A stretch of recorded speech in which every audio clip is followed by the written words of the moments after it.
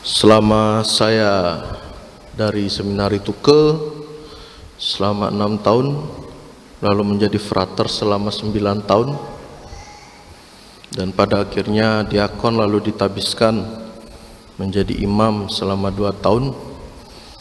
Banyak saya melihat orang-orang yang berdoa.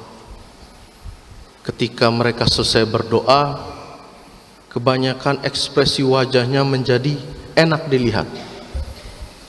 Seperti Yesus yang ketika ia berdoa kepada Bapa, wajahnya berubah, pakaiannya menjadi putih, berkilauan. Begitu pula yang saya lihat kepada orang-orang tersebut. Ketika suatu siang saya pergi ke, agak sore lah, pergi ke Gua Maria, dan saya melihat satu ibu, dia berdoa dengan sangat kusuk sampai ia berlutut. Lalu setelah ia berdoa dan ketika bersalaman, wajahnya berubah, sangat tenang. Jadi ketika kita berdoa, Bapak Ibu Saudara-saudari sekalian, wajah kita berubah. Yang ganteng jadi biasa aja, yang jelek jadi lebih ganteng lagi, yang kumis hilang kumisnya. Lalu setelah itu saya bisa meyakini bahwa dengan doa itu dapat merubah suatu kondisi di dalam kehidupan kita. Jadi saudara-saudariku yang terkasih, pada hari ini kita telah mendengarkan peristiwa transfigurasi, bagaimana Yesus berubah, Yesus menampakkan kemuliaannya kepada 3 muridnya. Dan 3 murid ini siapa saja tadi? Mantap. Petrus, lagi Yohanes. Oh ya, Yohanes, Yakobus, mantap. Sambil tunjuk ke Romo, mantap. Semangat itu yang sangat diperlukan anak OMK kalah. Jadi bagaimana 3 murid ini, ia melihat Yesus bersama dengan Elia dan juga Musa. Kita bisa melihat bagaimana Yesus dalam kemuliaannya menunjukkan keilahian Yesus, sisi ketuhanan Yesus, dan hubungannya yang erat dengan Bapa melalui doa. Hubungannya yang erat dengan Bapa melalui doa. Dan Musa itu bisa dimaksudkan sebagai hukum Taurat, hukum yang diterima oleh bangsa Israel kala itu. Dan Elia bisa dimaksudkan sebagai melambangkan para nabi. Jadi hukum Taurat dan para nabi datang lalu bersama dengan Yesus. Yesus dilambangkan dengan penggenapan hukum Taurat dan para nabi. Yesus menggenapi hukum-hukum yang ada. Dengan kedatangan Yesus, Yesus menampilkan suatu sisi yang amat baik, bagaimana ia menggenapi segala sabda Tuhan yang ada di dalam dirinya.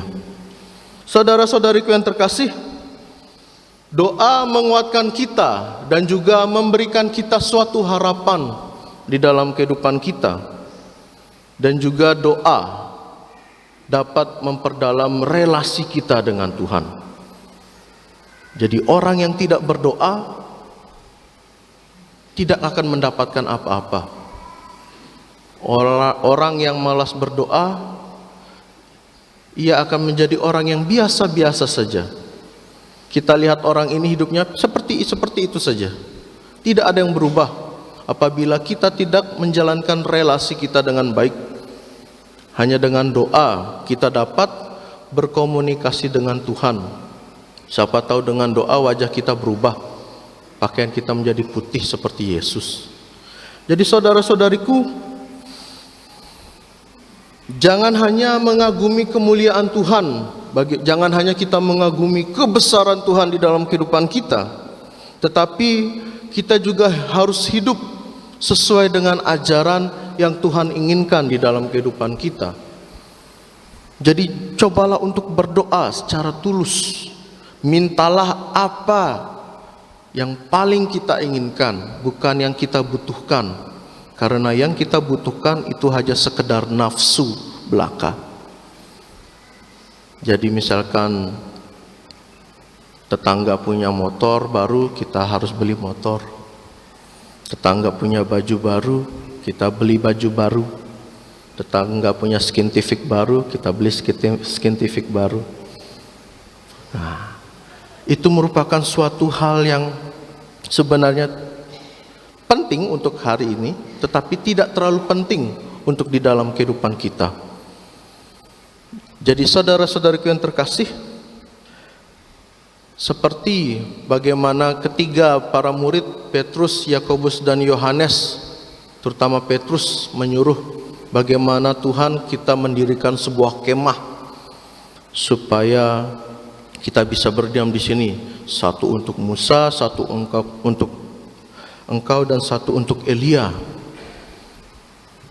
Bagaimana tiga orang ini memang mempunyai niat yang baik, tetapi dalam ajaran agama Katolik kita diajak untuk tidak hanya bertahan dengan kenyamanan rohani seperti yang diminta oleh Petrus, sebagaimana Petrus yang ingin mendirikan kemah untuk ketiga orang ini, namun juga kita harus turun untuk menjalankan misi Tuhan di dalam kehidupan kita.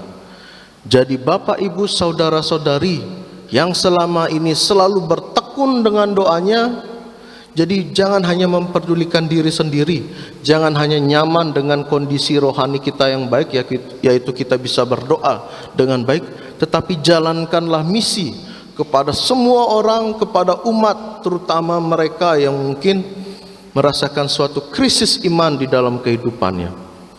Jadi cobalah, untuk pertama kita harus berdoa, yang kedua kita harus menjalankan misi sebagaimana Yesus yang berdoa kepada Bapa, ia menampakkan kemuliaannya, lalu ia turun ke bawah, ia menghardik Petrus supaya jangan membuat kemah, supaya rahmat itu tetap turun kepada semua orang.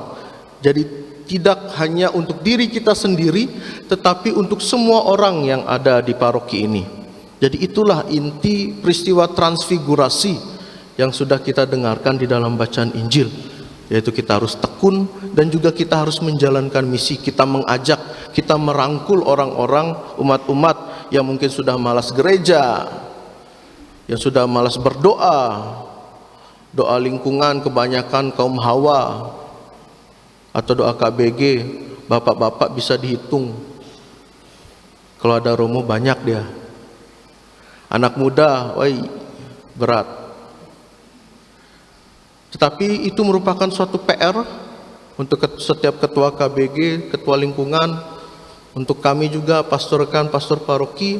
Jadi kami bukan hanya nyaman dengan kondisi rohani kami, jadi bagaimana kita harus putar balik otak kita, bagaimana cara merangkul anak-anak muda ini sebagai generasi yang baik, sebagai suatu dasar yang baik dalam tumbuh kembang iman di paroki ini. Sehingga saudara-saudariku yang terkasih, Yesus Kristus mengajak kita untuk taat berdoa dan menjalani kehidupan yang setia kepada Tuhan, baik dalam terang maupun dalam gelap, baik dalam kesenangan maupun dalam kesulitan yang sudah kita rasakan selama kita berziarah selama ini, hingga nantinya kita akan merasakan suatu kenikmatan, keselamatan di akhir kisah peziarahan kita.